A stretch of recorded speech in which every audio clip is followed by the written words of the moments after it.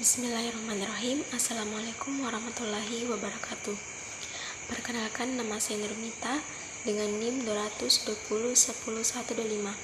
Saya dari kelas PAI 3D, Program Studi Pendidikan Agama Islam, Fakultas Tarbiyah dan Ilmu Keguruan, Institut Agama Islam Negeri Palopo.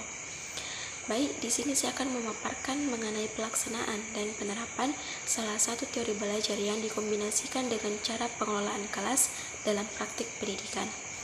Nah, video ini dibuat guna dalam pemenuhan ujian akhir semester pada mata kuliah Psikologi Pendidikan dengan dosen pengampu Ibu Nur Fakhrunisa SPD MPD.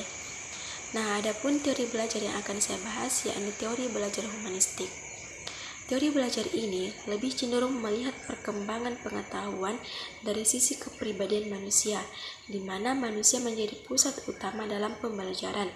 Sehingga teori ini berlandaskan pada belajar yang memanusiakan manusia.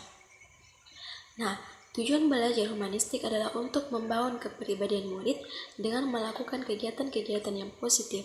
Oleh karenanya, setiap guru atau pendidik yang menerapkan teori ini akan mengutamakan hasil pengajaran berupa kemampuan positif yang dimiliki oleh murid, atau dengan harapan bahwa setiap peserta didik dapat mengembangkan setiap potensi yang dimilikinya. Karena pada dasarnya, teori belajar humanistik lebih menekankan pada pembentukan kepribadian, perubahan sikap, menganalisis fenomena sosial, dan hati nurani yang diterapkan melalui materi-materi pelajaran. Nah, bagaimana pelaksanaan dan penerapan daripada teori ini? Nah, dalam pelaksanaannya, teori belajar humanistik memiliki kelebihan dan kekurangan.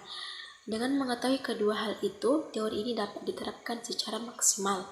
Nah, adapun kelebihan teori belajar humanistik yakni yang pertama, tingkat keberhasilan atau indikator penilaian dari teori belajar ini adalah murid merasa senang dalam belajar dan terjadi perubahan terhadap tingkah laku dan pola pikir bukan karena paksaan atau keinginan sendiri.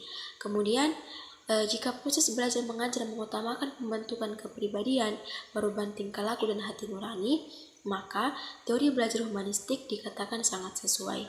Dan yang terakhir, dengan teori ini, murid diharapkan menjadi manusia yang bisa mengatur dirinya sendiri dan menjadi pribadi yang memiliki mental yang kuat dan berkarakter, serta penuh dengan tanggung jawab. Nah, di samping memiliki kelebihan, tentu teori ini juga memiliki kekurangan. Nah, kekurangan yang ada pada teori ini itu berada pada murid. Maksudnya, murid yang tidak mengerti akan potensi dirinya, kemudian cenderung pasif dan tidak inisiatif dalam belajar, maka murid itu akan tertinggal dalam proses pembelajaran.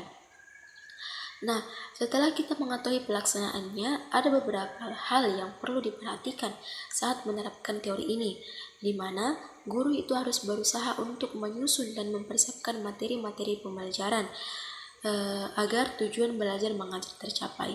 Dan yang lebih penting bahwa dalam teori ini guru berperan sebagai fasilitator. Maksudnya, guru diharuskan memberikan perhatian kepada murid dan menciptakan suasana kelas yang kondusif. Nah, ketika guru berperan sebagai fasilitator, guru harus bisa mengenali jati dirinya dan mempunyai self-control agar bisa memahami siswa, karena setiap murid memiliki karakteristik yang berbeda-beda, terutama guru harus peka terhadap siswa yang kurang percaya diri. Nah, adapun cara mengkombinasikan teori ini dalam pengelolaan kelas, sebagaimana yang telah saya jelaskan tadi, bahwa peran guru dalam pembelajaran yakni menjadi fasilitator bagi para peserta didiknya dengan cara membuat lingkungan kelas yang nyaman dan tenang sehingga siswa bisa melakukan aktualisasi diri dengan baik, kemudian menyampaikan pembelajaran dan menerapkan strategi pembelajaran yang membuat peserta didik aktif dan memotivasi peserta didik dan memberikan kesempatan kepada peserta didik untuk mengembangkan segala potensi yang dimilikinya. Dan juga guru ataupun staf sekolah bisa mengusahakan kebutuhan siswa dengan cara memfasilitasi mereka dengan tempat yang aman dan nyaman. Nah, dengan adanya pengelolaan kelas seperti ini, maka tujuan daripada pendidikan dapat tercapai. Ya, mungkin hanya itu pembahasan dari saya. Sekian dan terima kasih. Wassalamualaikum warahmatullahi wabarakatuh.